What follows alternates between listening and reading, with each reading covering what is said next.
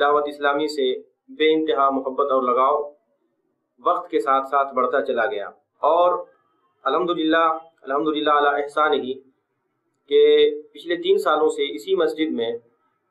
इज्तिमाई तौर पे दावत इस्लामी का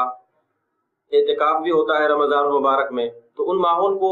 जब मैंने गौर से देखा तो यकीनन दिल से आवाज़ आती थी कि काश दावत इस्लामी का ये माहौल जो आज हम अपने अतराफ़ में देख रहे हैं, काश कि हिंदुस्तान के हर गली हर मोहल्ले के अंदर दावत इस्लामी का ये माहौल नज़र आए, ताकि हर बच्चा सुन्नत और अल्लाह रब्बुल इज़्ज़त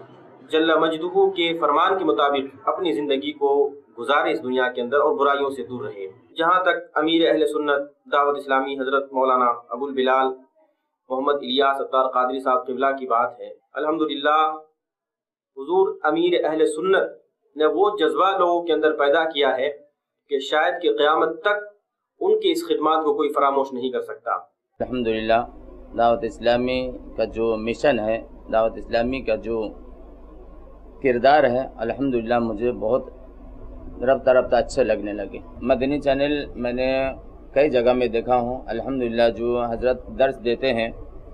तो मुझे बहुत अच्छा लगता है और हम लोग बहुत खुश हैं उनसे। तो और मैं ये भी दुआ करता हूँ अल्लाह ताला और कामयाबी अता फरमाए।